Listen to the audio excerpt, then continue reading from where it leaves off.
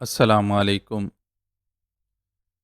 جاوید علی نے massage centre میں قدم رکھا۔ یہ خاصی جدید اور خوبصورت عمارت تھی اور شہر کے پوش علاقے میں واقع تھی۔ جاوید علی نے اس سینٹر کے بارے میں جو معلومات حاصل کی تھیں، اس کے مطابق یہاں طبقہ عمرہ کے افراد کا آنا جانا تھا اور مرد و زن دونوں ہی وہاں مساج کروانے کی غرض سے آتے تھے۔ سینٹر کو ایک سابق ایس پی کی بیگم چلا رہی تھی، جو کہ خود بھی خاصی ماڈرن عورت تھی، اور سننے میں آیا تھا کہ جوانی میں آدھے شہر کے مردوں سے اس کے تعلقات تھے۔ اب بھی وہ خاصی پہنچ والی تھی، اس لیے اس کے مساج سینٹر کے بارے میں خاصی افواہوں کے باوجود اب تک پولیس نے ایک بار بھی چھان بین کی زحمت نہیں کی تھی۔ جاوید علی کو اپنی ٹیم کی تحقیقات کے نتیجے میں معلوم ہوا تھا کہ یہ مساج سینٹر محض ایک آڑ ہے، ورنہ اصل میں یہاں کوئی اور ہی دھندا کیا جا رہا ہے۔ اس دھندے میں عیاشی کا سامان فراہم کرنے سے لے کر بڑی پارٹیوں کو بلیک میل کرنے تک سب کچھ شامل تھا، اور ظاہر ہے اس مقصد کے لیے مساج سینٹر میں جہاں خوبصورت لڑکیاں اور ہینڈسم لڑکے ملازمت کرتے تھے، وہیں مسلح گارڈز اور خفیہ کیمرے بھی موجود تھے۔ خفیہ کیمروں کی موجودگی کا سب سے بڑا سبب ان فلموں کی تیاری تھی جو چنیدہ گاہکوں کی قابل اعتراض حالت میں بنائی جاتی تھیں اور پھر انہیں بلیک میل کرنے کے لیے استعمال ہوتی تھیں۔ عجیب بات یہ تھی کہ مساج سینٹر کی اس بدنام شہرت کے باوجود وہاں آنے والے گاہکوں کی تعداد کبھی کم نہیں ہوتی تھی اور لوگ باقاعدگی سے وہاں آتے رہتے تھے۔ بہرحال وہاں جو کچھ ہو رہا تھا اس کا براہ راست ان کے ادارے سے کوئی تعلق نہ تھا، اور نہ ہی اس قسم کے جرائم ان کے دائرہ کار میں آتے تھے۔ انہیں تو بس اس عورت کی تلاش تھی جو رائے چند کو غیر اخلاقی فلمیں اور ہیروئن سپلائی کرتی تھیں۔ رائے چند نے انہیں اس عورت کا جو حلیہ بتایا تھا وہ اس اعتبار سے خاصا منفرد تھا کہ رائے چند کے مطابق وہ لمبے قد کی لیکن جاپانیوں کے سے نقش و نگار رکھنے والی عورت تھی۔ جاوید علی نے باری باری اپنے دو ساتھیوں کو گاہکوں کے روپ میں مساج سینٹر بھیجا تھا۔ وہاں انہوں نے اپنی خدمت انجام دینے والی لڑکیوں کے علاوہ اور بھی کئی خواتین کو دیکھا تھا، لیکن ان میں سے کوئی بھی رائے چند کے بتائے ہوئے حلیے پر پوری نہیں اترتی تھی۔ سی ایف پی کے دو نوجوان مستقل مساج سینٹر کی نگرانی کر رہے تھے، لیکن انہوں نے بھی وہاں اس حلیے کی کسی عورت کو آتے جاتے نہیں دیکھا تھا، جس سے انہیں یہ گمان ہونے لگا تھا کہ شاید رائے چند نے ان سے غلط بیانی کی ہے۔ لیکن آج اچانک ہی نگرانی کرنے والے جوانوں نے اطلاع دی کہ اس حلیے کی ایک عورت کو مساج سینٹر میں داخل ہوتے ہوئے دیکھا گیا ہے۔ چنانچہ اس نے خود وہاں جانے کا فیصلہ کیا۔ پیچھے اس کے آدمی اور پولیس کی ایک چھاپہ مار ٹیم تیار تھی جو اس کی طرف سے اشارہ ملتے ہی سینٹر پر ریڈ کر دیتی۔ ہیلو سر، دیبا مساج سینٹر میں خوش آمدید۔ وہ گلاس ڈور کھول کر جیسے ہی اندر داخل ہوا، استقبالیہ پر موجود لڑکی پر نظر پڑی۔ وہ خاصی طرح دار لڑکی تھی اور اس نے ٹاپ لیس بلاؤز کے نیچے سکن ٹائٹ جینز پہن رکھی تھی۔ اسے اپنی طرف بڑھتا دیکھ کر وہ بہت ہی پرکشش انداز میں مسکرائی اور پھر اپنی مترنم آواز میں اسے خوش آمدید کہا۔ وہ اس اعتبار سے بڑی زبردست لڑکی تھی کہ اسے قدرت نے خوبصورت چہرے اور پرکشش جسم کے ساتھ ساتھ دلکش آواز سے بھی نوازا تھا، ورنہ عموماً اتنا زبردست تناسب کم ہی دیکھنے میں آتا ہے۔ شاید وہ اسی تناسب کی وجہ سے استقبالیہ پر بٹھائی گئی تھی کہ آنے والا پہلے مرحلے میں ہی متاثر ہو جائے اور یقین کر لے کہ یہاں اسے جو بھی ملے گا وہ زبردست ہی ہوگا۔ You are so beautiful. میں یقین سے کہہ سکتا ہوں کہ میں نے تم سے زیادہ خوبصورت لڑکی پہلے کبھی نہیں دیکھی۔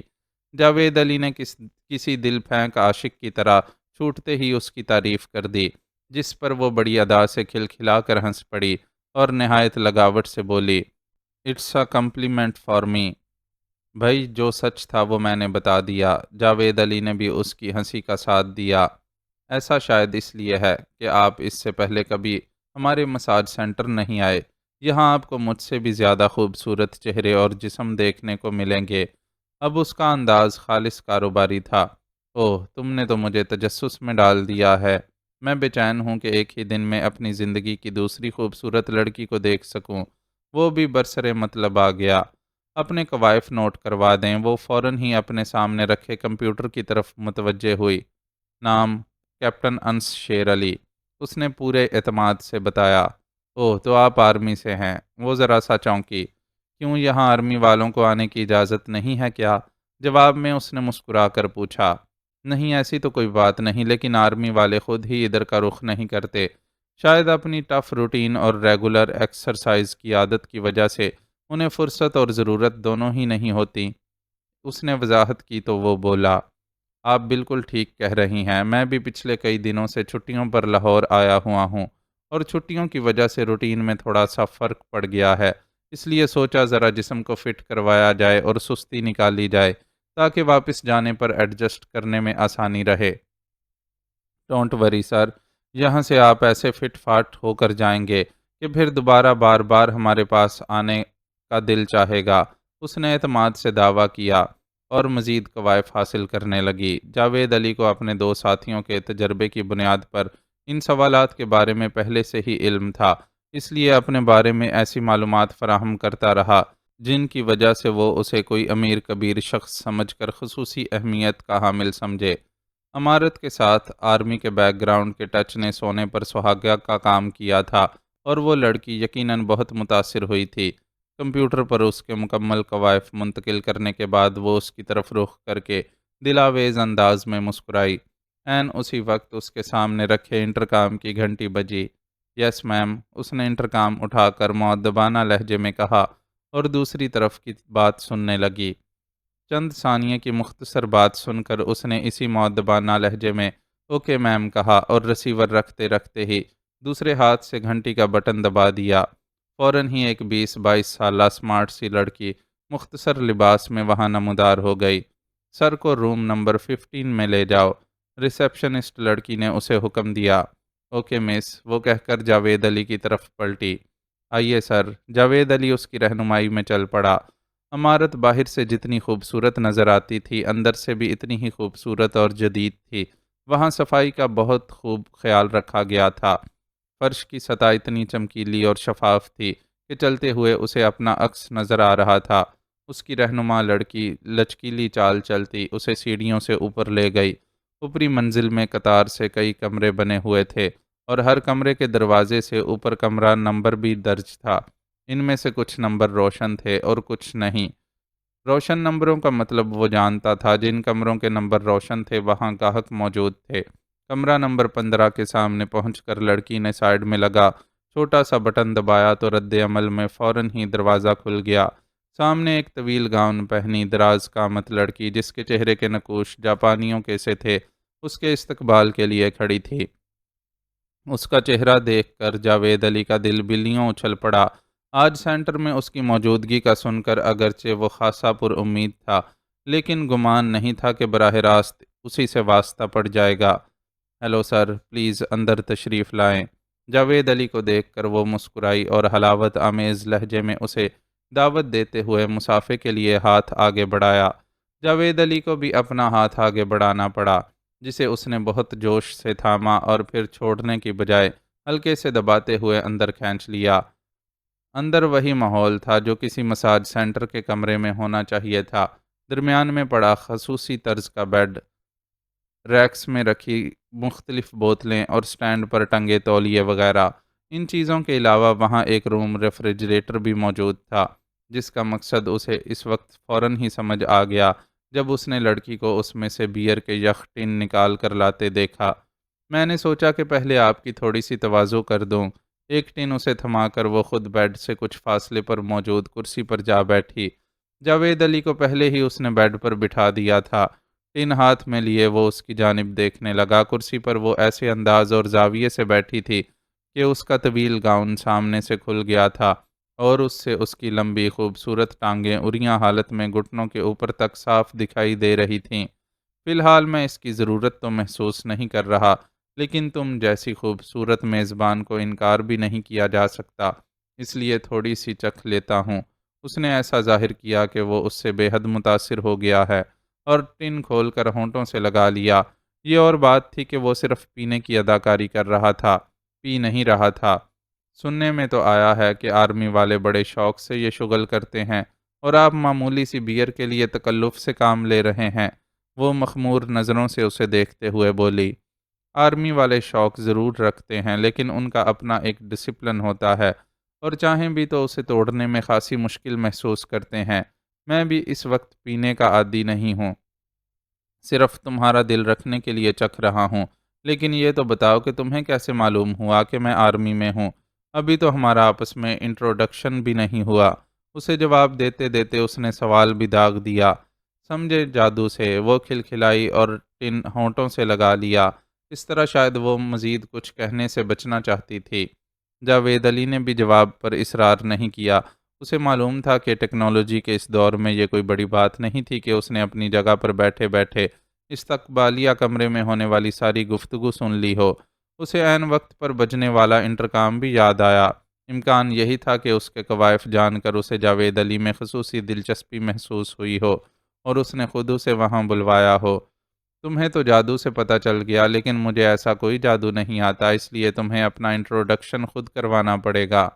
میں عالیہ ہوں۔ اس مساج سینٹر میں میرا میڈم دیبا کے ساتھ 50% کا شیئر ہے، اور عام طور پر میں صرف یہاں کے انتظامات کی نگرانی کرتی ہوں، یا اگر کوئی گاہک پسند آ جائے تو خود اسے سروسز فراہم کرنے میں حرج نہیں سمجھتی۔ اس نے اپنے بارے میں بتایا۔ یعنی میں ان چند خوش نصیبوں میں سے ہوں جنہیں یہ موقع ملا ہے۔ جاوید علی نے خوشی کا اظہار کیا تو وہ ہنس دی۔ ویسے تمہارا نام سن کر مجھے تھوڑی سی حیرت ہوئی ہے۔ تمہارے نقوش سے تو میں تمہیں جاپانی سمجھا تھا۔ وہ بھی گفتگو کو طول دے کر زیادہ سے زیادہ وقت گزارنے کی کوشش کر رہا تھا تاکہ اس کے آدمی اشارہ ملنے کے بعد یہاں پہنچ کر پوزیشن سنبھال لیں۔ نقوش سے جاپانی سمجھے تھے اور قد دیکھ کر کیا سوچا تھا؟ اس نے شوخی سے پوچھا اور اپنی جگہ سے اٹھ کر ڈسٹ بن تک گئی جس میں اس نے بیئر کا خالی ٹن ڈال دیا۔ ہاں، قد کے معاملے میں حساب کتاب کچھ گڑبڑ ہے۔ جاوید علی نے الجھن کے اظہار کے لیے ایک ہاتھ بالوں تک لے جا کر آہستہ سے کھجایا۔ عام طور پر جاپانی لڑکیوں کا قد لمبا نہیں ہوتا اور تم خاصی لمبی ہو، لیکن یار کچھ الگ کیسز بھی تو ہوتے ہیں، تو میں نے سوچا کہ تم ان میں سے ایک ہو۔ میں تمہاری الجھن دور کر دیتی ہوں۔ اصل معاملہ یہ ہے کہ میری ماں جاپانی اور باپ پاکستانی ہے، اور میں دونوں کا مکسچر۔ اپنی بات کہہ کر وہ کھلکھلائی تو جاوید علی نے بھی اس کا ساتھ دیا اور سائیڈ پر ذرا سا جھک کر اپنے ہاتھ میں تھاما بیئر کا ٹن وہاں موجود تپائی پر رکھ دیا۔ ٹن رکھ کر وہ سیدھا ہوا تو نظروں کے سامنے گویا بجلی سی کوند گئی۔ اس کے لمحے بھر کی حرکت میں ہی عالیہ نے اپنا طویل گاؤن اتار پھینکا تھا اور اب ایک مختصر سی بکنی میں اس کے سامنے کھڑی تھی۔ میرے خیال میں اب کام شروع کر دیتے ہیں۔ وہ لہراتی ہوئی اس کے بالکل قریب چلی آئی اور اس کی شرٹ کے بٹن کھول کر اسے اتار کر ایک قریبی سٹینڈ پر لٹکا دیا۔ آدمی بڑے سمارٹ ہو۔ قمیض ٹانگ کر وہ دوبارہ اس کے نزدیک آئی اور اس کے کسرتی جسم پر اپنی لمبی انگلیاں پھیرتے ہوئے تحسین آمیز لہجے میں بولی، سب فوج کی زندگی کا کمال ہے۔ اسے عالیہ کا قرب ناگوار گزر رہا تھا، لیکن جانتا تھا کہ اس کے بغیر اپنے مقصد کو نہیں پا سکے گا، اس لیے لہجے اور تاثرات کو خوشگوار ہی رکھا۔ یہ تو ہے، تم فوجی ہوتے ہی کمال کے ہو۔ میرا تم سے پہلے بھی ایک فوجی سے واسطہ پڑ چکا ہے۔ وہ تمہاری طرح ینگ نہیں تھا، پھر بھی بڑی زبردست چیز تھا۔ افسوس کہ ایک بار کے بعد دوبارہ واپس ہی نہیں آیا۔ وہ آپ جناب کا تکلف چھوڑ کر اب بے تکلفی کے مرحلے میں داخل ہو گئی تھی اور اسے بہت نرمی سے بستر پر لیٹنے پر مجبور کر دیا تھا۔ کرنل توحید نام بتایا تھا نا اس نے مجھے؟ بہت ہینڈسم اور زور آور آدمی تھا، پتہ نہیں اب کہاں ہوگا۔ دل میں بڑی شدید خواہش ہے کہ کبھی دوبارہ اس سے مل سکوں۔ تم تو خود آرمی میں ہو، کبھی سامنا ہو تو پیغام دینا کہ دیبا مساج سینٹر والی عالیہ آپ کو بہت یاد کرتی ہے۔ میں کیسے انہیں یہ پیغام دے سکتا ہوں؟ ایک کرنل سے کیپٹن رینک کے کسی بندے کو ایسی بات کرنے کی جرت نہیں ہو سکتی۔ عالیہ کی زبان سے کرنل توحید کا ذکر سن کر وہ چونک گیا۔ اس بات پر یقین کرنا تو خیر مشکل تھا کہ کرنل توحید کبھی اس مساج سینٹر پر عالیہ نام کی اس عورت سے ملے ہوں گے۔ البتہ عالیہ کی ذات کچھ اور بھی مشکوک ہو گئی تھی۔ اس نے اپنے کوائف نوٹ کرواتے ہوئے اپنے آپ کو قابل توجہ بنانے کے لیے یہ بتایا تھا کہ اس کے والد ریٹائر بریگیڈیئر جنرل ہیں، اور شاید اصل میں یہی بات عالیہ کے لیے قابل توجہ ٹھہری تھی۔ ایک بریگیڈیئر جنرل کی فیملی سے کسی کرنل کے مراسم ہونے کا بہت زیادہ امکان تھا، اور اس امکان کی بنیاد پر عالیہ اس کی مدد سے کرنل توحید کو تلاش کرنے کی کوشش کر رہی تھی۔ اسے کرنل توحید پر ہونے والا جو وہ خودکش حملہ بھولا نہیں تھا، جس میں وہ CFP کے جوانوں کی پھرتی کے باعث بال بال بچے تھے۔ ان پر وہ حملہ شہریار کی سابقہ بیوی ڈاکٹر ماریا کے قتل کے بعد انتقامی کارروائی کے طور پر کیا گیا تھا، اور ڈاکٹر ماریا مبینہ طور پر را اور موساد کی ڈبل ایجنٹ تھی، اور اب عالیہ اس کے حوالے سے چھان بین کر رہی تھی۔ تو اس کا مطلب تھا کہ اس کا بھی ان دونوں تنظیموں یا کم از کم کسی ایک سے ضرور تعلق ہے۔ کسی عام کیپٹن کی نہیں ہو سکتی، لیکن ایسا کیپٹن جو بریگیڈیئر جنرل کا بیٹا ہو ایسی جرت کر سکتا ہے۔ عالیہ نے وہی بات کہی جو اس کے اپنے دھیان میں تھی۔ تم کرنل صاحب کو ٹھیک سے جانتی نہیں ہو، اس لیے ایسی بات کہہ رہی ہو۔ وہ بہت سخت مزاج آدمی ہیں اور نجی محفلوں میں بھی ڈسپلن کو توڑنا پسند نہیں کرتے۔ اس نے عالیہ کو تاثر دیا کہ وہ کرنل توحید سے بخوبی واقف ہے، اور پھر اس نے عالیہ کے چہرے پر دوڑتی ہوئی خوشی کی لہر کو بخوبی محسوس کیا۔ ٹھیک ہے، تم میں ہمت نہیں ہے تو مجھے ان کا ایڈریس دے دینا، میں تمہیں دکھاؤں گی کہ تمہارے ٹف کرنل صاحب عالیہ کے سامنے کیسے موم ہو جاتے ہیں۔ اس نے ابھی تک اس کا باقاعدہ مساج شروع نہیں کیا تھا اور یوں ہی ادھر سے ادھر انگلیوں کو گردش دے رہی تھی۔ شاید وہ سمجھی تھی کہ ایک بیوقوف کیپٹن ہاتھ آ گیا ہے اور اس سے بڑی آسانی سے کرنل کے بارے میں معلومات حاصل کر لے گی۔ ذرا احتیاط سے، میرا تعویذ خراب نہیں ہونا چاہیے۔ عالیہ کی گردش کرتی انگلیاں بے دہانی میں اس کے گلے میں موجود تعویذ سے جا ٹکرائی تھیں۔ اس نے موضوع گفتگو تبدیل کرنے کا یہ موقع مناسب سمجھا اور اسے ٹوکا۔ اوہ سوری، ویسے مجھے حیرت ہے کہ تم جیسا ماڈرن آرمی آفیسر بھی یہ تعویذ وغیرہ جیسی چیزیں پہنتا ہے۔ اس نے فوراً ہی معذرت کرنے کے ساتھ حیرت کا بھی اظہار کیا۔ میری ماں دیہاتی بیک گراؤنڈ کی ذرا پرانے خیالات کی عورت ہے، اور اس کا خیال ہے کہ جب تک میں یہ تعویذ اپنے گلے میں پہنا رہوں گا ہر بلا اور مصیبت سے بچا رہوں گا۔ اس نے بتایا، چلو پھر دیکھتے ہیں کہ تمہاری ماں کا یہ تعویذ آج تمہیں مجھ جیسی خوبصورت بلا سے کیسے بچاتا ہے۔ اس نے شوخی سے کہتے ہوئے جھک کر اس پر چھا جانے کی کوشش کی۔ اسی پل ایک ساتھ دو باتیں وقوع پذیر ہوئیں، ایک جاوید علی کی گردن کے قریب پیدا ہونے والا ارتعاش اور دوسرے کمرے میں موجود کسی خفیہ سپیکر سے ابھرنے والی آواز۔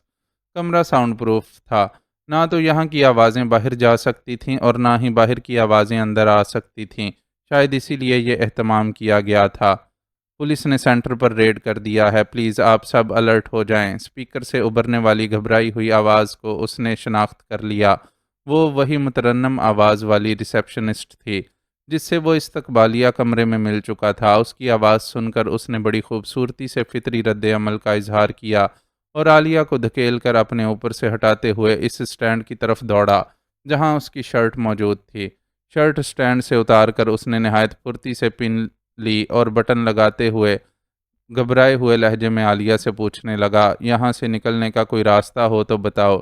اتنے پریشان مت ہو کیپٹن، ہم سچویشن کو ہینڈل کر لیں گے، یہ پولیس والے ہمارا کچھ نہیں بگاڑ سکتے۔ عالیہ نے بھی اس دوران میں اپنا گاؤن پہن لیا تھا اور بڑے ٹھہرے ہوئے انداز میں اسے دلاسا دے رہی تھی۔ تم میرا پرابلم نہیں سمجھو گی، آج کل پولیس والے میڈیا کی ٹیم کے ساتھ ایسے ریڈ کرتے ہیں۔ تم تو شاید بعد میں مکا کر کے اپنا دھندا چلاتی رہو گی، لیکن اگر میری یہاں موجودگی ظاہر ہو گئی تو میرے خاندان کی ساکھ پھر بھی نہیں لوٹ سکے گی۔ مجھے کسی کی بھی نظروں میں آئے بغیر فوراً یہاں سے نکلنا ہے اور مجھے تم باہر نکالو گی۔ وہ طیش کا مظاہرہ کرتا ہوا اس پر چڑھ دوڑا۔ اوکے، میں کچھ کرتی ہوں، تم میرے ساتھ آؤ۔ وہ اسے لے کر کمرے سے باہر نکلی تو معاملے کی سنگینی کا صحیح اندازہ ہوا۔ وہاں خاصا شور تھا اور دیگر کمروں میں موجود افراد بھی باہر نکل آئے تھے۔ نیچے سے پولیس والوں کی وارننگ کے ساتھ ساتھ اٹھا پٹخ کی آوازیں بھی آ رہی تھیں۔ اس طرف چلو، وہ اس کا ہاتھ پکڑ کر کوریڈور کے آخری سرے کی طرف بھاگی۔ اس سرے پر بھی سیڑھیاں موجود تھیں، وہ اسے لے کر سیڑھیوں سے نیچے اتر گئی۔ نیچے پہنچ کر اس نے ایک کمرے کا رخ کیا اور دفتر کے انداز سے سجے اس کمرے میں ٹھہرنے کی بجائے وہاں موجود دوسرے دروازے سے نکلتی چلی گئی۔ اب وہ عمارت کے بغلی حصے میں تھے، ہمیں یہ دیوار پھاند کر باہر نکلنا ہوگا، اس نے پھولی ہوئی سانسوں کے درمیان اسے بتایا۔ ہم اس دیوار کو پھلانگ کر کہاں نکلیں گے؟ جاوید علی نے اس سے دریافت کیا۔ گلی میں، یہ ایک پتلی سی گلی ہے جس کی دوسری طرف ایک پرائیویٹ سکول کی باؤنڈری وال ہے۔ اس وقت سکول بند ہوگا، ہم اس کی باؤنڈری وال کراس کر کے باہر وہاں اس وقت تک چھپ سکتے ہیں جب تک پولیس یہاں رہے گی۔ وہاں بیٹھ کر میں اوپر کسی کو نمبر ملاؤں گی تو پولیس والوں کا دماغ خود ہی ٹھکانے آ جائے گا۔ وہ پتہ نہیں کیسے اس کے ساتھ یہاں تک چلی آئی تھی، لیکن بہت زیادہ پریشان بہرحال نہیں لگ رہی تھی، اور پوری طرح پر یقین تھی کہ سچویشن اس کی منشا کے مطابق کنٹرول میں آ جائے گی۔ تمہیں جو کچھ کرنا ہے بعد میں کرتی رہنا، فی الحال یہاں سے نکلنے کی کرو۔ جاوید علی ہر صورت اسے وہاں سے باہر نکالنا چاہتا تھا، اور اس کے لیے ضروری تھا کہ اسے سوچنے سمجھنے کا موقع نہ ملے۔ اس کے ٹوکنے پر وہ حرکت میں آئی اور اس کا سہارا لے کر دیوار پر چڑھ گئی۔ اس کے دیوار پر چڑھنے کے انداز میں خاصی مشاقی تھی، جو ظاہر کرتی تھی کہ وہ کوئی عام عورت نہیں ہے۔ وہ دیوار پر چڑھ کر دوسری طرف کو کودی ہی تھی کہ اس کے پیچھے پیچھے وہ بھی کود گیا۔ درمیانی گلی زیادہ چوڑی نہیں تھی، وہ دونوں اسے پار کر کے اسکول کے احاطے کی طرف بڑھے، اور ابھی وہ اسے سہارا دے کر دیوار پر چڑھا ہی رہا تھا کہ گلی روشنیوں سے بھر گئی۔ خبردار بھاگنے کی کوشش مت کرنا ورنہ مارے جاؤ گے، روشنی کے ساتھ ہی ایک للکارتی ہوئی آواز سنائی دی۔ وہ دونوں ہی گویا ٹھٹک کر رک گئے۔ پھر عالیہ نے تیزی سے اپنے گاؤن میں ہاتھ ڈال کر کچھ نکالنا چاہا، لیکن جاوید علی نے اس کی کوشش کو ناکام بناتے ہوئے اس کی کلائی کو مضبوطی سے اپنے ہاتھ میں جکڑ لیا۔ میرا ہاتھ چھوڑو ایڈیٹ، مجھے فون کرنا ہے۔ وہ ہاتھ چھڑانے کی کوشش کرتے ہوئے غصے سے گرائی، لیکن ظاہر ہے وہ اس کی بات نہیں مان سکتا تھا۔ اسی پل بھاگتے ہوئے قدم ان کے عین سامنے آ کر رک گئے، اور ایک گن کی نال عالیہ کی کن پٹی سے جا لگی۔ اسے گاڑی میں ڈالو، اب ہمیں یہاں سے نکلنا ہوگا۔ جاوید علی نے گن بردار اور اس کے دوسرے ساتھی کو حکم دیا۔ عالیہ کچھ سمجھتی ہوئی اس کی طرف غصے سے مڑی۔ حرکت مت کرو ورنہ یہیں ماری جاؤ گی۔ گن بردار نے سختی سے اسے حکم دیا، پھر یکدم ہی گن کا دستہ نپے تلے انداز میں اس کی کن پٹی پر دے مارا۔ وہ لہراتی ہوئی نیچے گرنے لگی تو اس کے دوسرے ساتھی نے اسے سنبھال لیا اور کندھے پر ڈال کر گلی کے دوسرے سرے کی طرف دوڑتا چلا گیا۔ یہ گلی خاصی پتلی تھی، اس لیے وہ لوگ اپنی گاڑی اندر نہیں لا سکے تھے، اور مجبوراً اسے عالیہ کو اپنے کندھے پر اٹھا کر گاڑی تک لے جانا پڑا تھا۔ کارروائی کرنے والے جاوید علی سمیت گاڑی میں بیٹھ گئے تو گاڑی آگے بڑھ گئی۔ جاوید علی یہاں ٹیکسی میں آیا تھا، اس لیے اسے اپنے پیچھے گاڑی یہاں کھڑی رہ جانے کی ٹینشن نہیں تھی۔ سی ایف پی اور پولیس کا کوئی ایڈونچر ہونے کے باوجود انہوں نے یہ احتیاط رکھی تھی کہ پولیس کو بھی ان کا کوئی اتا پتہ نہ ملے۔ وہ پولیس کے محکمے میں بھری ہوئی کالی بھیڑوں کی وجہ سے ان پر کبھی بھی پورا اعتماد نہیں کرتے تھے۔ اس کارروائی کے لیے بھی پولیس والوں کو اوپر سے بس اتنے احکامات دیے گئے تھے کہ خفیہ ایجنسی کے 2 افراد انہیں اپنے ساتھ جس جگہ لے جائیں وہاں بغیر کسی جھجک کے ریڈ کر دیں، اور ریڈ کی جگہ پر سے یہ دونوں افراد جو کچھ اپنی تحویل میں لینا چاہیں لینے دیں۔ پولیس کا کام صرف اتنا ہوگا کہ عمارت میں موجود افراد کو گرفتار کر کے عمارت اپنے قبضے میں لے لیں۔ اس کے بعد آگے کی کارروائی کے لیے انہیں مزید ہدایات جاری کی جائیں گی۔ مقامی تھانے کا انچارج اور دیگر افسران اگرچہ ان احکامات پر جزبز تو ہوئے تھے، خاص طور پر انہیں یہ بات بری طرح کھلی تھی کہ انہیں استعمال تو کیا جا رہا ہے لیکن اعتماد نہیں کیا جا رہا تھا، لیکن حکم کی تعمیل مجبوری تھی کہ احکامات آئے ہی تھے اوپر سے اور سختی کے ساتھ تھے کہ ان کے پاس چوں چراں کی گنجائش نہیں تھی۔ ہاں کیا رہا، گاڑی نے آدھا فاصلہ ہی طے کیا تھا کہ جاوید علی کے موبائل پر کال آنے لگی۔ اس نے نمبر دیکھ کر کال ریسیو کی اور سنجیدگی سے بولا، پولیس نے گرفتاریاں شروع کر دی ہیں۔ تھانہ انچارج کے انداز سے لگ رہا ہے کہ وہ اس کارروائی پر بالکل بھی خوش نہیں ہے اور مجبوری میں ہی سب کچھ کر رہا ہے۔ اوپر کے احکامات کے علاوہ تھوڑا دباؤ میڈیا کا بھی ہے۔ ہم جس نیوز رپورٹر کو اپنے ساتھ لے کر آئے ہیں وہ اپنے ہینڈی کیم سمیت مسلسل پولیس والوں کے سر پر سوار ہے۔ میڈم دیبا نے بھی خاصا شور مچا رکھا ہے اور پولیس والوں کو مسلسل دھمکیاں اور گالیاں دے رہی تھی کہ پابندی سے ملنے والے ماہانہ بھتے کے باوجود انہوں نے اس کے سینٹر میں قدم رکھنے کی جرت کیسے کی۔ وہ تو تھانہ انچارج نے ہی میڈیا کے بندے کی موجودگی کا احساس دلا کر چپ رہنے کا اشارہ کیا، ورنہ پبلک کو اور بھی بہت کچھ دیکھنے اور سننے کو مل جاتا۔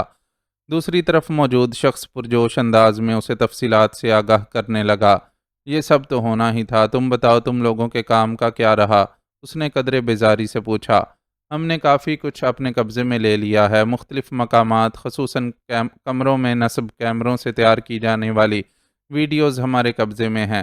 اس کے علاوہ کمپیوٹرز سے ہارڈ ڈسکس بھی نکال لی گئی ہیں، لیکن اس کے باوجود مجھے لگتا ہے کہ یہاں اتنا کچھ موجود ہے کہ ہم 2 افراد محدود وقت میں سب کچھ نہیں دیکھ سکیں گے۔ ہمیں اس عمارت کو اپنی کسٹڈی میں لینا ہوگا۔ دوسری طرف سے جواب آیا، ٹھیک ہے، پولیس والوں کو بتا دو کہ فی الحال وہ عمارت سے ملزمان کے علاوہ کوئی بھی چیز اپنے ساتھ نہیں لے جا سکتے، اور وقتی طور پر عمارت کا کنٹرول بھی انہیں تمہارے ہاتھ میں دینا ہوگا۔ بعد میں ضروری کارروائی کر کے عمارت ان کے حوالے کر دی جائے گی۔ اس نے ہدایات جاری کیں۔ اوکے باس، اور کچھ؟ اور یہ کہ اس نیوز رپورٹر سے ہوشیار رہنا۔ سٹوری بنانے کے چکر میں یہ لوگ اپنی حدود سے تجاوز کرنے سے بھی باز نہیں آتے، اور یہ بات تم اچھی طرح سمجھتے ہو کہ اس ریڈ میں سی ایف پی یا کسی دوسرے خفیہ ادارے کی شمولیت کا قطعی ذکر نہیں آنا چاہیے۔ اس نیوز رپورٹر کو انہوں نے ایک بڑی سٹوری کا لالچ دے کر خود اس کارروائی میں ساتھ رکھنے کا انتظام کیا تھا، لیکن اس پر چند شرائط بھی لاگو کی گئی تھیں، جن میں ایک کسی خفیہ ادارے کی موجودگی کو راز میں رکھنا بھی تھی۔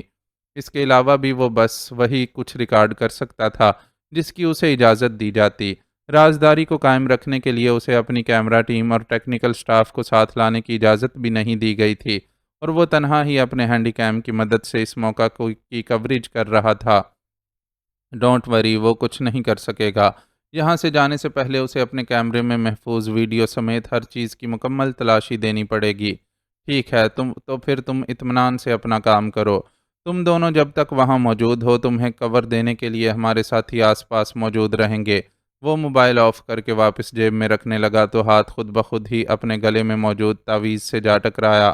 اس نے دل ہی دل میں مسکراتے ہوئے اس تعویذ کو اپنے گلے سے اتار کر محفوظ کرنے کے لیے ایک ساتھی کی طرف بڑھا دیا۔ آج کے اس مشن میں اس تعویذ نے بڑی کرامات دکھائی تھیں۔ بظاہر وہ سیاہ ڈوری میں پرویا ہوا عام سا چکور تعویذ تھا، لیکن حقیقت میں اس میں ایک انتہائی طاقتور اور جدید ساخت کی ننھی سی ڈیوائس رکھی گئی تھی۔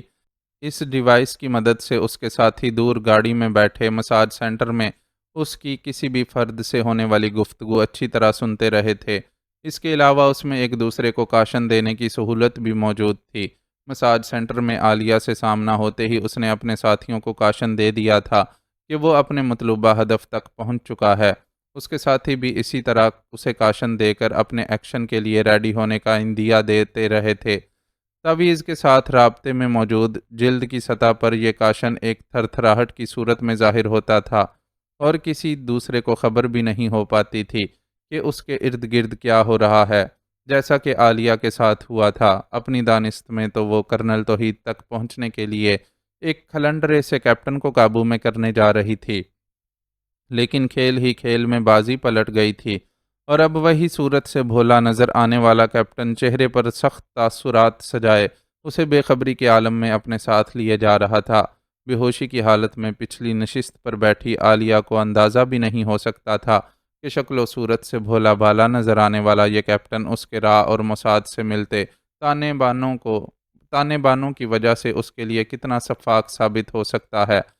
وہ ایک ایسا شخص تھا جس نے راہ والوں کی وجہ سے اپنی پہلی محبت کو کھویا تھا۔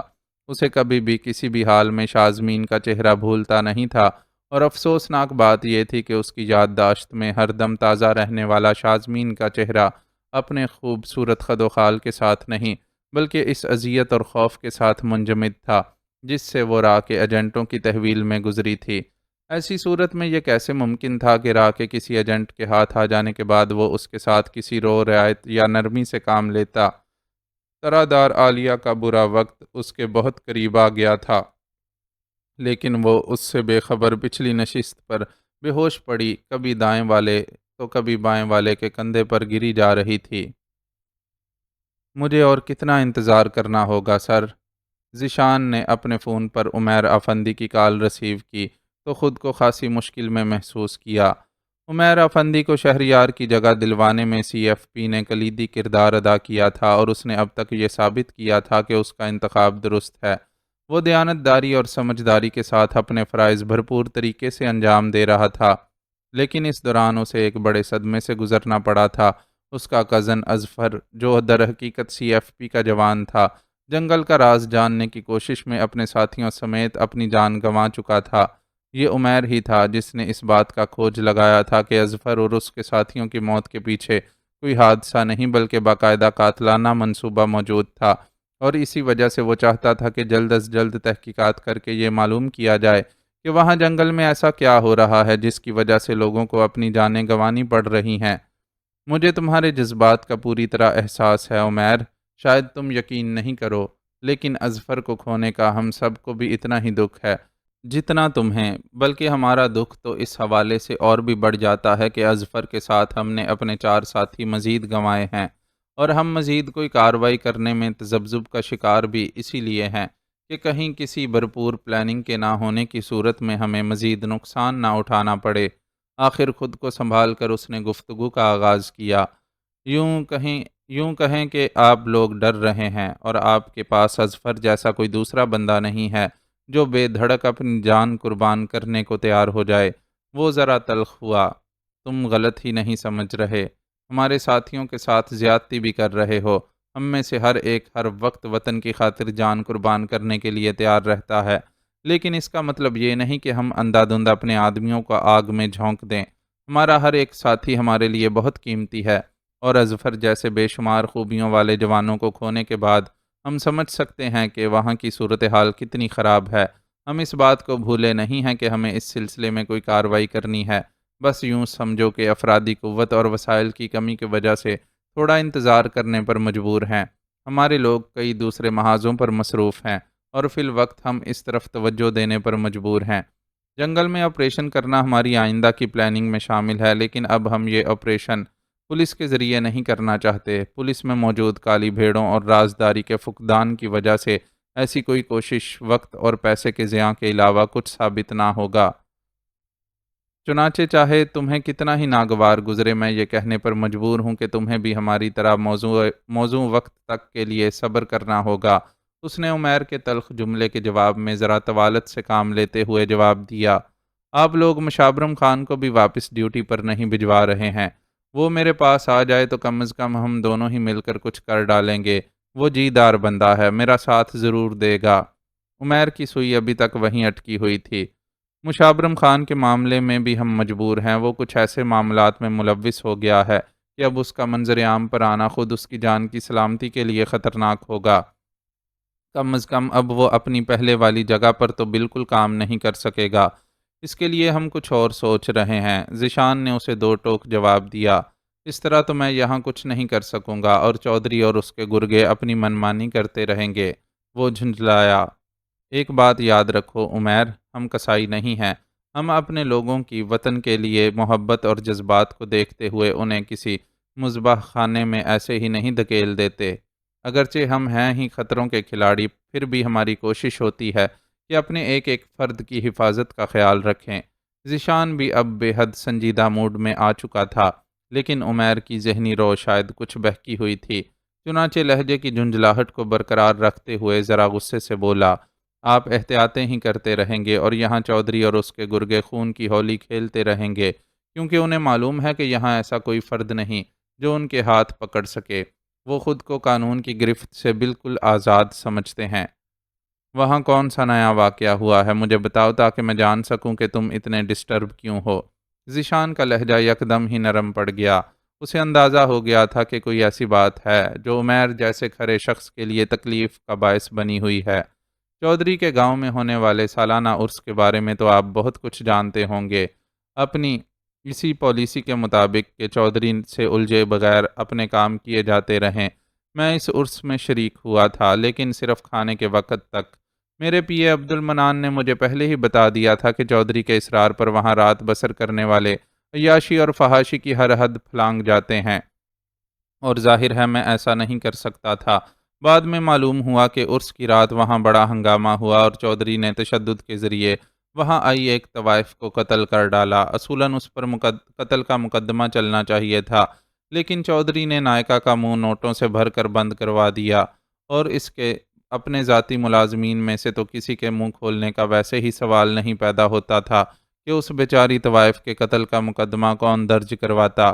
اب آپ بتائیں کہ وہ عورت بے شک طوائف تھی، لیکن اسے بنیادی انسانی حقوق سے محروم تو نہیں کیا جا سکتا، اور ایک انسان کا یہ حق ہے کہ اگر کسی نے اس پر ظلم و زیادتی کی ہے تو ذمہ دار افراد اس کی داد رسی کریں۔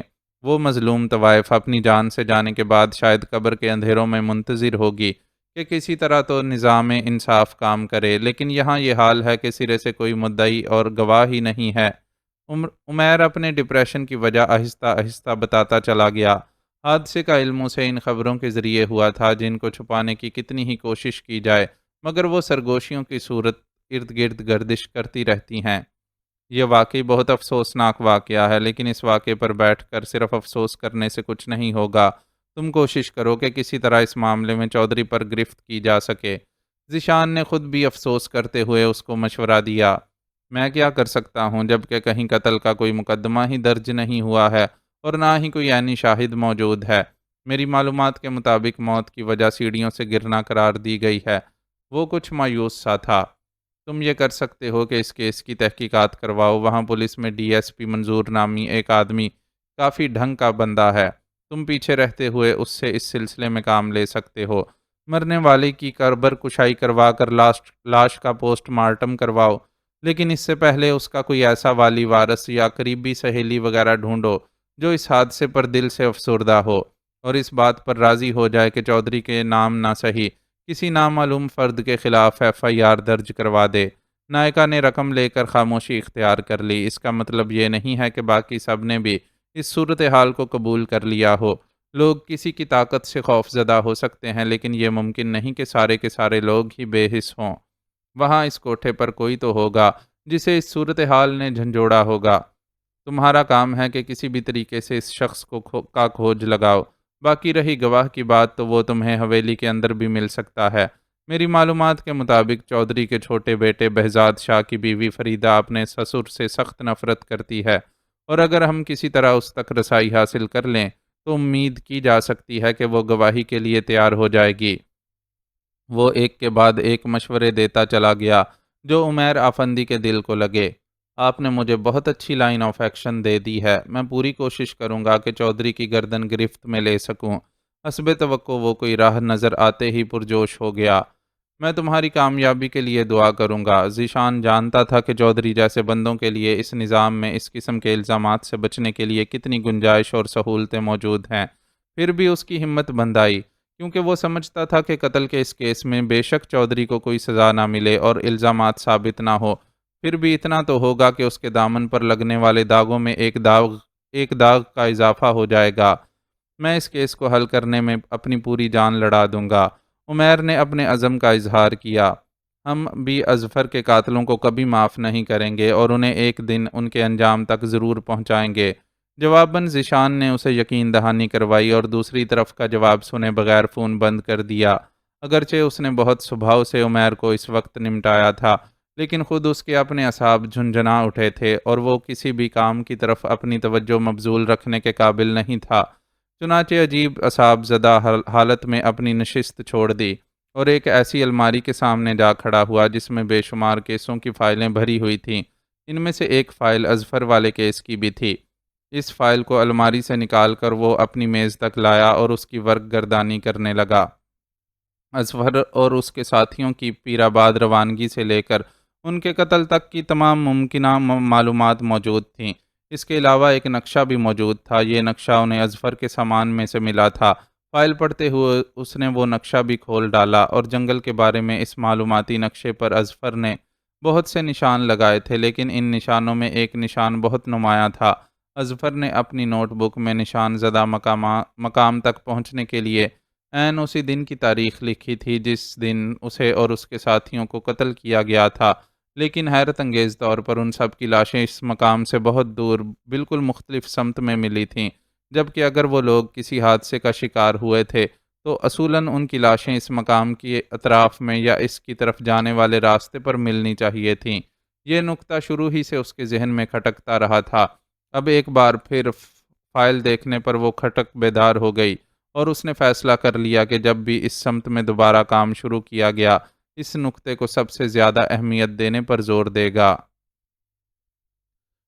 ٹرین اپنی مخصوص رفتار سے بھاگی جا رہی تھی۔ یہ ممبئی سے دلی جانے والی نان سٹاپ ٹرین تھی اور وہ دونوں فرسٹ کلاس کے کوپے میں بیٹھے اس عجیب و غریب صورتحال پر حیرت کا شکار تھے۔ آج ہی تو وہ دلی سے اپنی جان بچا کر ممبئی پہنچے تھے، لیکن ممبئی کے اسٹیشن پر اترتے ہی ان کے ساتھ عجیب و غریب واقعات کا آغاز ہو گیا تھا، اور واقعات کے اس تسلسل کے نتیجے میں وہ ایک بار پھر دلی کی طرف جا رہے تھے، بلکہ بھیجے جا رہے تھے۔ ان کے حساب کتاب کے مطابق اس وقت ہونا تو یہ چاہیے تھا کہ وہ انسپیکٹر پریم ناتھ پر گھات لگا کر اسے کسی محفوظ ٹھکانے پر لے جاتے اور اس کا دماغ ٹھکانے پر لانے کی تدبیریں کرتے ہوئے یہ جاننے کی کوشش کرتے کہ اس نے اچانک ترقی کی یہ راہیں کس طرح طے کی اور اس میں ڈاکٹر فرحان جمیل والے کیس کا کتنا دخل ہے۔ پریم ناتھ کی ترقی اور فرحان جمیل کے کیس کا آپس میں ربط مل جانے کی صورت میں ان کے لیے انہیں تلاش کرنے میں آسانی ہو جاتی۔ وہ کوشش کرتے تو شاید یہ بھی معلوم ہو جاتا کہ فرحان جمیل کو اس کے ننہالی گاؤں سے اغوا کر کے کس جگہ رکھا گیا ہے۔ کم از کم کوئی کلو تو مل ہی جاتا، لیکن یہاں الگ ہی کہانی شروع ہو گئی۔ وہ اس عجیب سی رپورٹر لڑکی اندو کی مہربانی سے ممبئی سے واپس دلی جانے والی ٹرین میں بیٹھے ہوئے تھے اور سمجھ نہیں آ رہا تھا کہ اب کیا کریں۔ دلی تک جا کر واپس آنے میں وقت بھی ضائع ہوتا اور یہ اندیشہ بھی رہتا کہ وہاں پہنچنے کی صورت میں کہیں نادر دادا یا اس کے آدمیوں سے ٹکراؤ نہ ہو جائے۔ ناگزیر حالات کے علاوہ وہ کسی بھی شخص سے براہ راست تصادم کے حق میں نہیں تھے اور اب اس وبال سے نکلنے کی مشترکہ کوشش کر رہے تھے۔ انہیں ہمارے بریف کیس کھولنے کی کوشش کرنے کی کیا ضرورت تھی؟ کوئی موضوع گفتگو نہ پا کر سلو نے ایک بار پھر وہی ذکر چھیڑ دیا۔ وہ بہت ایمرجنسی میں بالکل ٹرین کے چلنے کے وقت پر وہاں پہنچے تھے۔ اس کے باوجود سلو نے کوپے میں پہنچ کر سب سے پہلے اپنے بریف کیسوں کو چیک کیا اور چیک کرنے کے بعد یہ اعلان کر دیا تھا کہ بریف کیسوں کو کھولنے کی کوشش کی گئی ہے، تاہم کوشش کرنے والوں کو کامیابی حاصل نہیں ہو سکی ہے۔ بریف کیس ان کے لیے بہت اہم تھے۔ ایک طرف وہ اگر انہیں کاروباری نظر آنے والے معززین میں شمار کرواتے تھے تو دوسری طرف ان میں ان کا بہت سا اہم سامان موجود تھا۔ اسے تجسس کے علاوہ کیا سمجھا جا سکتا ہے؟ ہندو صحافی ہے جو کہ فطرتاً ہوتے ہی کھوجی ہیں، اور اس پر سونے پر سہاگا یہ کہ وہ جرائم پیشہ افراد کی اعلی کار بھی بنی ہوئی ہے۔ ہمارے متعلق جاننے کے شوق نے اس سے یہ قدم اٹھوایا ہوگا، لیکن اطمینان کی بات یہ ہے کہ وہ اور اس کے ساتھی اپنی کوشش میں کامیاب نہیں رہے ہیں۔ شہریار نے اپنا خیال پیش کیا۔ اس تیز رفتار ٹرین میں بیٹھ کر وہ اس کے علاوہ کر بھی کیا سکتے تھے؟ ایک طرح سے یہ اطمینان کی بات ہے بھی اور نہیں بھی۔ اطمینان اس بات کا کہ وہ لوگ بریف کیس میں موجود اشیاء کے بارے میں نہیں جان سکے، لیکن اگر اندو کی شخصیت کو سامنے رکھ کر دیکھا جائے تو مجھے لگتا ہے کہ وہ لڑکی اس بات پر خاصی بے چین ہو گئی ہوگی کہ عام سے کاروباری افراد کے پاس اس طرح کے بریف کیس کیوں کر موجود ہیں جو ایک گینگ کے ماہر گنڈوں سے بھی نہیں کھل پائے۔ سلو نے جو تجزیہ پیش کیا وہ قابل غور تھا۔ جرائم کی دنیا سے وابستہ افراد کی حس کسی گڑبڑ کو محسوس کر لینے کے معاملے میں دیگر لوگوں کے مقابلے میں زیادہ تیز ہوتی ہے، اس لیے بہت ممکن تھا کہ اندو نے ان کی اپنے بارے میں بتائی گئی تفصیلات میں سے کسی پر بھی یقین نہ کیا ہو، لیکن اس صورت میں سوچنے کی بات یہ تھی کہ اس کا اگلا اقدام کیا ہوگا۔ ظاہری طور پر تو اس نے اخلاقی تقاضے پورے کرتے ہوئے ان دونوں کو بھائی جی کے گرگوں کے چنگل سے چھڑا کر ممبئی سے بحفاظت نکال دیا، اور ساتھ ہی یہ تاکید کی تھی کہ دلی سے سیدھے اپنے شہر پانی پت چلے جاؤ۔ یہ تصویر کا ایک رخ تھا۔ دوسرے رخ سے دیکھا جاتا تو سمجھ آتی کہ ہندو کے نزدیک وہ دونوں مشکوک افراد ہیں، چنانچہ اس نے کوئی نہ کوئی ایسا انتظام کیا ہوگا کہ ان کے بارے میں حقیقت جان سکے۔ زیادہ امکان اس بات کا تھا کہ دلی ریلوے اسٹیشن پر اترنے کے بعد انہیں ایسے افراد کا سامنا کرنا پڑے جو ان کے بارے میں کھوج لگانے پر مامور ہوں۔ دلی سے پہلے کوئی ایسا امکان اس لیے نہیں تھا کہ یہ ٹرین نان سٹاپ دلی جا رہی تھی۔ ہمیں اس لڑکی سے اپنا پیچھا چھڑانا ہوگا، اور یہ اسی صورت میں ممکن ہے کہ ہم دلی پہنچنے سے پہلے ہی راستے میں کہیں غائب ہو جائیں اور ٹرین کی بجائے کسی اور ذریعے سے واپس ممبئی پہنچیں۔ وہ جیسے جیسے غور کر رہا تھا ذہن میں یہ خیال پختہ ہوتا جا رہا تھا کہ اندو نامی وہ لڑکی اتنی آسانی سے ان کا پیچھا چھوڑنے والی نہیں۔ ایسی صورت میں ان کے لیے اپنے بچاؤ کی تدبیر سوچنا بہت ضروری تھا۔ ویسے بھی دوبارہ اتنا لمبا سفر طے کر کے دلی واپس جا پہنچنے کی تو کوئی تک ہی نہیں تھی۔ ہندو کے بارے میں اپنی سوچ کو وہ وہمہ بھی قرار دے دیتے، تب بھی ان کے لیے مناسب تو یہی تھا کہ وہ دلی نہ جائیں اور راستے میں ہی کہیں ڈراپ ہو جائیں، مگر کیسے؟ یہ ایک سوال تھا جو ان کے ذہنوں میں گونج رہا تھا۔ آخر وہ سوچ سمجھ کر ایک متفقہ منصوبے پر عمل کرنے کے لیے تیار ہو گئے۔ شہریار نے گھنٹی کا بٹن دبا کر فرسٹ کلاس میں سروس فراہم کرنے والے بیرے کو اپنے کوپے میں بلوایا۔ جس وقت بیرا کوپے میں آیا، سلو اوپر کی برتھ پر سینے تک چادر اوڑے لیٹا تھا اور بہت دھیمی آواز میں کراہ رہا تھا، میرے لیے ایک کپ کافی لا دو، اور اگر ہو سکے تو میرے ساتھی کے لیے کوئی پین کلر بھی لے آنا۔ یہ گردوں کا مریض ہے اور بدقسمتی سے اس نے اپنی دوائیں ساتھ نہیں رکھیں۔ اب اسے درد شروع ہو گیا ہے اور میری سمجھ میں نہیں آ رہا کہ یہ دلی کس طرح پہنچے گا۔ میرا خیال ہے کہ مجھے جاگ کر اس کے سرہانے ڈیوٹی دینی پڑے گی، اسی لیے میں کافی کی ضرورت محسوس کر رہا ہوں۔ اس نے بیرے کے سامنے اپنا مسئلہ بیان کیا، جس پر اس کے چہرے پر بھی تشویش کی لہر دوڑ گئی، لیکن اسے دلاسا دینے کے لیے وہ مسکرایا اور تسلی آمیز لہجے میں بولا، ڈونٹ وری سر، میں ابھی دونوں چیزیں پہنچاتا ہوں۔ آئی ہوپ کہ ان کی حالت سنبھل جائے گی۔ تھوڑی دیر بعد وہ کافی کی پیالی اور پین کلر سمیت واپس آ گیا۔ اس بار سلو کی کراہیں کچھ زیادہ بلند ہو چکی تھیں۔ بیرے نے اسے پانی کے ساتھ ہمدردی سے وہ گولی کھلائی اور سہارا دے کر دوبارہ تکیے پر لٹا دیا۔ اور کوئی کام سر؟ سلو کو لٹانے کے بعد وہ شہریار کے سامنے مؤدبانہ کھڑا ہو کر پوچھنے لگا۔ نہیں، تم جاؤ، کوئی ضرورت ہوئی تو بتا دیں گے۔ اس نے جواب دیا تو بیرا باہر نکل گیا، لیکن 15 منٹ بعد ہی شہریار نے اسے دوبارہ کال کر لیا۔ اس بار سلو کی کراہیں باقاعدہ چیخوں کی شکل اختیار کر چکی تھیں۔ میرے خیال میں میرا ساتھی دلی تک سفر نہیں کر سکے گا، ہمیں راستے میں کہیں اترنا ہوگا۔ چہرے پر بے پناہ پریشانی کے تاثرات سجائے شہریار نے اس سے کہا، لیکن خود سلو کو سنبھالنے میں لگا رہا، جو بہترین اداکاری کا مظاہرہ کرتے ہوئے درد سے لوٹ پوٹ ہوا جا رہا تھا۔ میں اوپر والوں کو انفارم کرتا ہوں۔ چہرے پر تشویش سجائے بیرا وہاں سے واپس چلا گیا۔ تھوڑی دیر میں 2 افراد ان کے کوپے میں موجود تھے۔ ٹرین رکوا کر ہمیں کسی نزدیکی شہر میں اتارا جائے۔ شہریار نے ان کے سامنے بھی مطالبہ کیا، جس پر ان میں سے ایک نے برا سا منہ بنایا اور بولا، یہ نان سٹاپ ٹرین ہے، اسے درمیان میں روکنا بہت مشکل ہوگا۔ ہم کوشش کرتے ہیں کہ مسافروں میں سے کوئی ڈاکٹر مل جائے تو ان کی تکلیف کم کرنے کا بندوبست کیا جا سکے۔ دوسرے شخص نے تحمل سے کہا، لیکن شہریار اس پر چڑھ دوڑا اور بہت سی باتیں سنائیں، جن کا لب لباب یہ تھا کہ ٹرین کا عملہ غفلت کا مرتکب ہو رہا ہے، جس کے نتیجے میں اس کے ساتھی کی جان بھی جا سکتی تھی۔ اس لیے بہتر ہوگا کہ ٹرین میں کسی ڈاکٹر کو تلاش کرنے کی بجائے انہیں قریبی اسٹیشن پر اتار دیا جائے، جہاں سے وہ کسی ہسپتال جا کر علاج کروا سکیں۔ کافی لیت و لال کے بعد ان کا یہ مطالبہ مان لیا گیا۔ کراہتا نڈھال ہوتا سلو شہریار کے سہارے ٹرین سے نیچے اترا۔ دلی جانے والی ٹرین کچھ ضروری کارروائی نمٹانے کے بعد آگے بڑھ گئی، جبکہ انہیں اسٹیشن ماسٹر کے کمرے میں پہنچا دیا گیا۔ سلو کی اداکاری کا سلسلہ یہاں بھی جاری تھا۔ ابھی ایمبولینس آتی ہی ہوگی۔ اسٹیشن ماسٹر نے اسے تسلی دینے کے ساتھ بیٹھنے کے لیے کرسیاں پیش کیں۔ وہ بمشکل کرسی پر بیٹھا اور دوہرا ہو گیا۔ اسٹیشن کا بوڑھا ماسٹر اس کی حالت دیکھ کر خائف ہوا جا رہا تھا۔ یہ تو اچھا ہوا کہ جلد ہی ایمبولینس پہنچنے کی اطلاع پہنچ گئی۔ شہریار سلو کو سہارا دے کر کمرے سے باہر لے گیا اور ایمبولینس میں موجود اسٹریچر پر لٹا دیا۔ خود سائیڈ میں لگی ہوئی پتلی سی بینچ پر بیٹھ گیا۔ اس کے بیٹھتے ہی گاڑی جھٹکے سے آگے بڑھی اور اسٹیشن سے باہر نکل کر مختلف راستوں پر دوڑنے لگی۔ بس وہ دوست، گاڑی روک دو، اس سے آگے کا سفر ہم خود کریں گے۔ گاڑی نے تھوڑا ہی فاصلہ طے کیا تھا کہ شہریار نے پسٹل نکال کر ڈرائیور کے سر پر رکھ دیا۔ یہ آپ کیا کر رہے ہیں سر؟ پیشنٹ کو ہسپتال پہنچانا ہے۔ ڈرائیور اس ناگہانی پر بوکھلا گیا، لیکن فوراً ہی اسے اس بات کا احساس ہو گیا کہ مریض کی کراہیں سنائی نہیں دے رہیں اور وہ آرام سے اسٹریچر پر بیٹھا ہنس رہا ہے۔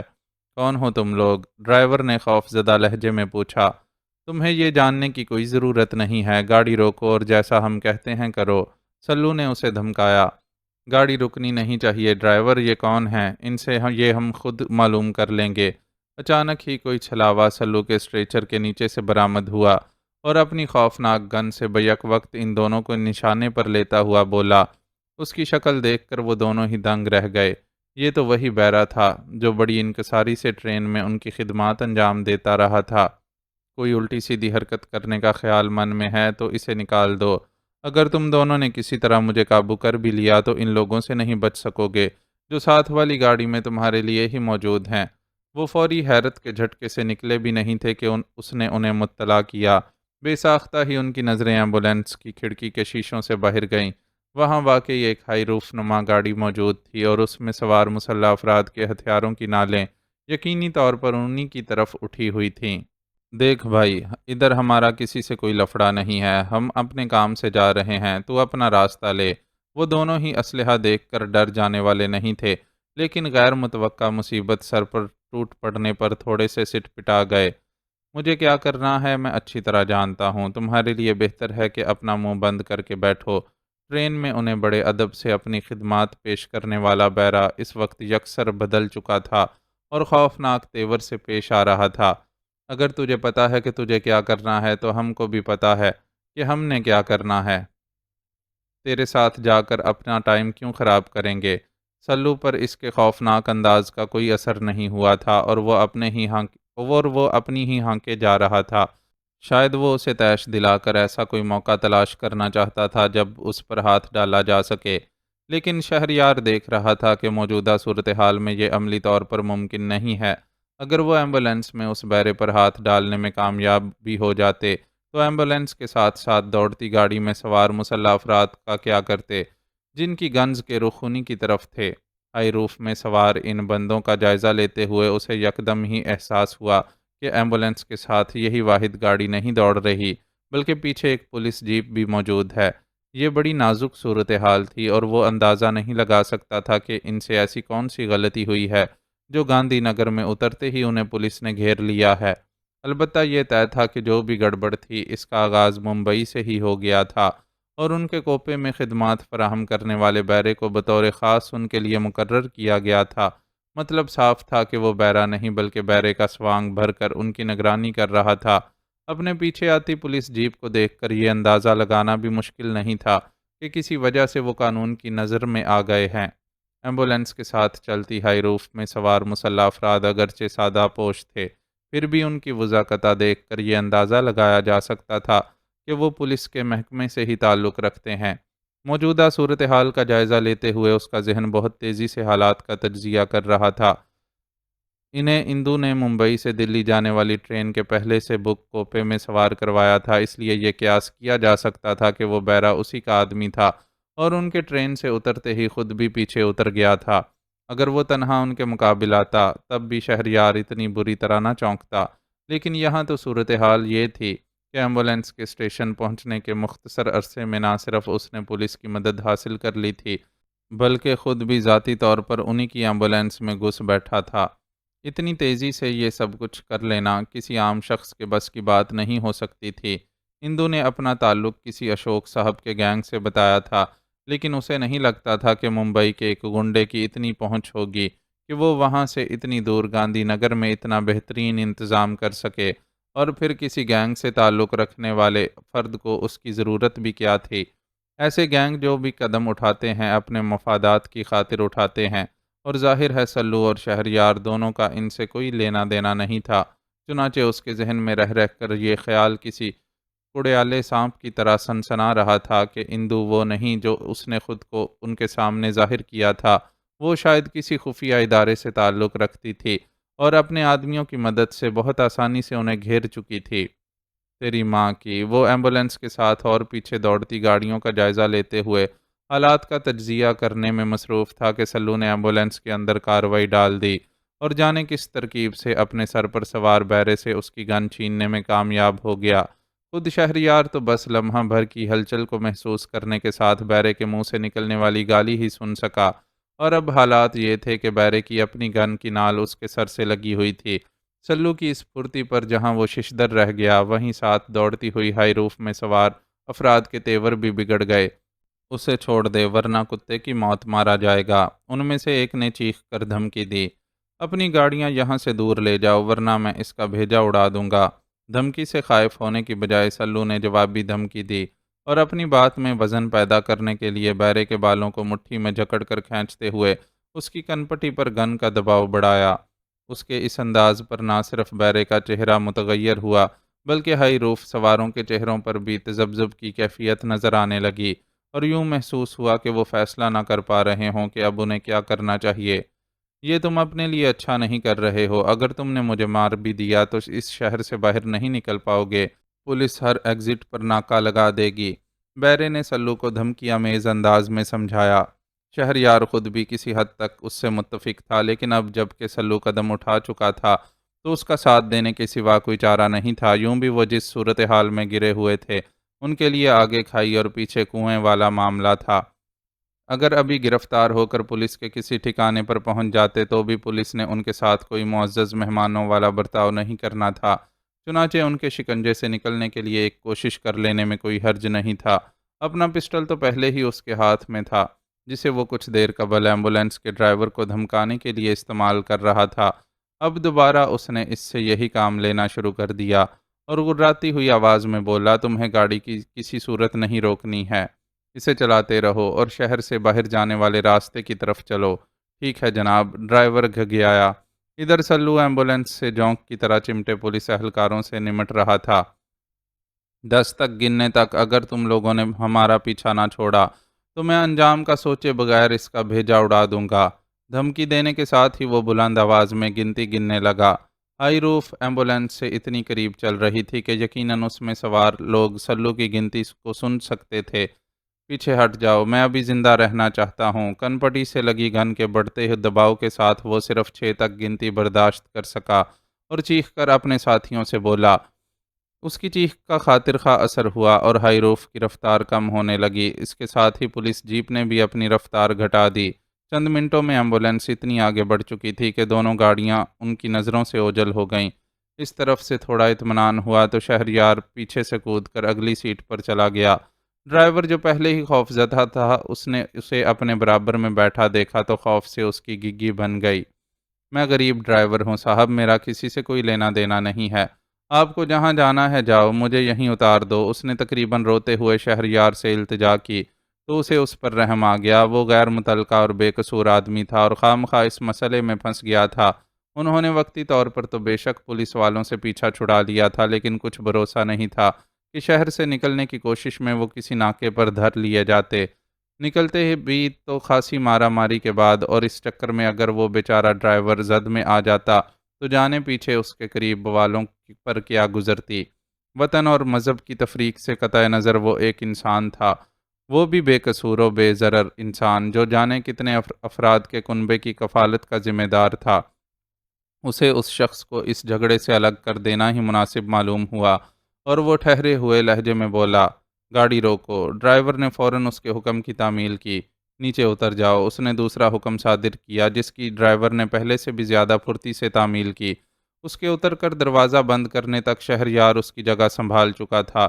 گاڑی ایک بار پھر چل پڑی۔ ایمبولینس ہونے کی وجہ سے اسے بہت اچھے حال میں رکھا گیا تھا اور زیادہ رفتار پر بھی وہ بڑی سبک روی سے چل رہی تھی۔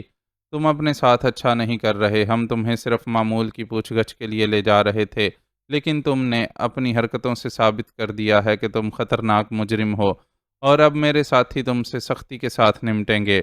سلو کی گن تلے سانس لیتے بیرے نے انہیں دھمکی دی، ہمارے ساتھ جو بھی ہو، لیکن اس سے پہلے ہم تجھے نرگ میں پہنچا کر چھوڑیں گے۔ اس کی دھمکی سے خوف زدہ ہوئے بغیر سلو نے اسے اس کے انجام سے باخبر کیا۔ ویسے تم جھوٹ خوب بولتے ہو نقلی بیرے صاحب، معمول کی پوچھ گچھ کے لیے اتنا کھڑاک کون پھیلاتا ہے؟ اور تم تو ممبئی سے ہماری نگرانی کر رہے ہو۔ تم تو بس یہ بتاؤ کہ اس جرنلسٹ لڑکی اندو نے ٹپ دے کر تمہیں ہمارے پیچھے لگایا ہے، یا وہ خود بھی تمہاری ساتھی یا باس ہے؟ اس بار ڈرائیونگ سیٹ پر براجمان شہریار نے بھی گفتگو میں حصہ لیا۔ اس کے سوال کا کوئی جواب نہیں ملا۔ سنا نہیں بڑے بھائی نے تجھ سے کیا پوچھا ہے؟ سلو نے اس کی گدی پر زوردار ہاتھ مارتے ہوئے اس سے کہا۔ تم اتنی آسانی سے مجھ سے کچھ معلوم نہیں کر سکتے، اس نے نفرت بھرے لہجے میں جواب دیا۔ کوئی بات نہیں، ہمیں مشکل کام کرنے میں مزہ آتا ہے۔ سلو نے اسے ایک اور ہاتھ دے مارا۔ ذرا شانتی سے کام لے یار، ابھی اس کی ضرورت ہے، شہریار نے اسے ٹوکا۔ اس بندے کو ساتھ رکھ کر وہ بس حفاظت سے یہاں سے نکل جانے کا خواہش مند تھا۔ خواہ مخواہ کی مار دھاڑ اور خون خرابہ بیکار تھا اور وہ اپنی توجہ اصل مقصد یعنی ڈاکٹر فرحان جمیل کی بازیابی پر مرکوز رکھنا چاہتا تھا۔ سیدھی سڑک پر گاڑی دوڑاتے ہوئے اس کی خواہش تھی کہ کسی نہ کسی طرح یہاں سے نکل جائے۔ ابھی تک کوئی رکاوٹ سامنے آئی بھی نہیں تھی۔ وہ شہر کے نقشے سے ناواقف تھے، لیکن ڈرائیور کو اتارنے سے قبل اس سے فرمائش کر چکے تھے کہ شہر سے باہر جانے والے راستے پر چلے۔ ڈرائیور کو اتارنے کے بعد بھی وہ اسی سمت میں گاڑی دوڑا رہا تھا۔ خوش قسمتی سے یہ ایک ایسی سڑک تھی جو بالکل سیدھی سیدھی چلتی جا رہی تھی اور ابھی تک اس پر کوئی دوراہا نہیں آیا تھا کہ اسے تذبذب کا شکار ہونا پڑتا۔ سڑک کے اطراف میں آبادی بھی نہیں تھی، بس کہیں کہیں چھوٹے کھیت یا باغ نظر آ جاتے تھے، ورنہ زیادہ تر زمین ویران پڑی تھی۔ اس ویرانے میں سفر کرتے ہوئے اچانک ہی ایمبولینس کو ایک زوردار دھچکا لگا اور فضا کان پھاڑ دینے والے دھماکے سے گونج اٹھی۔ پہلے دھماکے کے بعد اگلے سیکنڈ میں ہی دوسرا دھماکہ بھی سنائی دیا اور ایمبولینس بری طرح لہرانے لگی۔ سلو کی گن بیرے کی کن پٹی سے ہٹ گئی۔ اس نے موقع کا بھرپور فائدہ اٹھایا اور نال پکڑ کر اس زور سے کھینچی کہ گن سلو کے ہاتھ سے نکل گئی۔ اس دینگا مشتی کے نتیجے میں ایک فائر بھی ہوا، لیکن کسی کو بھی نقصان پہنچائے بغیر گولی ایمبولینس کی باڈی میں ہی کہیں پہ وسط ہو گئی۔ بیرے نے قابل ستائش پھرتی سے کام لیتے ہوئے گن کو سیدھا کیا اور نال سلو کے پہلو سے لگا دی۔ بس اب تمہارا کھیل ختم۔ نال کو اس کے پہلو میں چبھوتے ہوئے وہ بری طرح گھرایا۔ اس موقع پر شہریار سلو کی مدد کرنا چاہتا تھا، لیکن پہلے تو وہ پے در پہ پھٹنے والے 2 ٹائروں کی وجہ سے ڈگمگاتی ایمبولینس کو سنبھالنے میں الجھ گیا، اور جب اسے روکنے میں کامیاب ہوا تو 10-12 کے قریب افراد کہیں سے نکل کر سڑک پر امڑ آئے۔ وہ سارے کے سارے مسلح تھے اور انہوں نے پل بھر میں ایمبولینس کو اپنے گھیرے میں لے لیا تھا۔ تم دونوں اپنے ہاتھ سر پر رکھ کر نیچے اتر آؤ۔ اگر اب کسی بدماشی کی کوشش کی تو سر سے لے کر پیر تک پورے جسم میں چھید کر دیں گے۔ مسلح افراد میں سے ایک نے خوفناک گھرراہٹ کے ساتھ احکامات جاری کیے۔ ان کے پاس اس کے حکم کی تعمیل کے سوا کوئی چارہ نہ تھا، خصوصاً اس لیے بھی کہ سلو کے پہلو سے پہلے ہی ایک گن کی نال لگی ہوئی تھی۔ شہریار نے گاڑی سے اترنے میں پہل کی۔ پچھلے حصے میں موجود سلو اور بیرا بھی حرکت میں آئے۔ مسلح افراد میں سے ایک نے پہلے ہی پیچھے سے ایمبولینس کا ڈھکن نما دروازہ کھول دیا تھا۔ سلو جیسے ہی اس کے کنارے پر پہنچا، پیچھے سے بیرے نے اسے ایک زوردار لات رسید کی۔ وہ اڑتا ہوا منہ کے بل سڑک پر جا گرا، لیکن کوشش کر کے چہرہ سڑک سے ٹکرانے سے روک لیا۔ پھر بھی اسے کافی چوٹیں برداشت کرنی پڑیں۔ ہتھیلیوں اور گھٹنوں پر سڑک سے لگنے والی رگڑ کے علاوہ بائیں ہتھیلی میں گھپ جانے والی کیل کی نوک نے اسے اچھا خاصا زخمی کر دیا تھا۔ بہرحال وہ سخت جان تھا، اس لیے منہ سے کوئی کراہ یا سسکی نہ نکلنے دی، اور ضبط سے وہ تکلیف سہ کر سیدھا کھڑا ہو گیا۔ اسے چبھنے والی کیل کے علاوہ بھی سڑک پر جا بجا بہت سی کیلیں پھیلی ہوئی تھیں، اور یقینی طور پر ایمبولینس کے ٹائروں کو پھاڑنے کا سبب بنی تھیں۔ یہ تو واضح ہی تھا کہ ان کیلوں کو سڑک پر انہی مسلح افراد نے پھیلایا تھا جو انہیں گھیرے کھڑے تھے۔ ان مسلح افراد میں سے کئی کے جسموں پر پولیس کی یونیفارم تھی، اور قیاس کیا جا سکتا تھا کہ یہ وہی لوگ تھے جن سے انہوں نے کچھ دیر پہلے جان چھڑائی تھی۔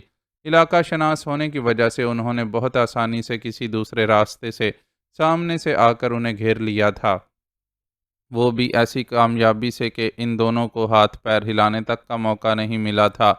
آگے بڑھو، ان دونوں کو حکم دیا گیا اور چند فٹ کا فاصلہ پیدل چلایا گیا۔ آگے پہنچ کر انہیں اندازہ ہوا کہ آگے ایک ذیلی سڑک آ کر اس سڑک سے مل رہی ہے۔ پولیس والوں نے وہیں سے آ کر انہیں سامنے سے گھیرا تھا۔ مقامی ہونے کا اتنا ایڈوانٹیج تو انہیں حاصل ہی تھا، اور وہ انجان ہونے کی وجہ سے بری طرح پھنس گئے تھے۔ ذیلی سڑک پر پولیس والوں کی گاڑیاں کھڑی تھیں۔ انہیں ایک گاڑی میں بیٹھنے کا حکم دیا گیا، اور بیٹھتے ہی ان کے چہروں پر ایک پھوار سی پڑی۔ وہ کیا شے تھی، انہیں سوچنے کی مہلت نہیں ملی اور وہ بے ہوش ہو گئے۔ ہوش و حواس سے بیگانے ان کے جسموں کو کس انجانی جگہ پر منتقل کیا جا رہا تھا، یہ تو شاید انہیں آنکھ کھلنے کے بعد بھی مشکل ہی سے پتہ چلتا۔ معزز ناظرین و سامعین، لائک، کمنٹس اور شیئر ضرور کریں۔ شکریہ۔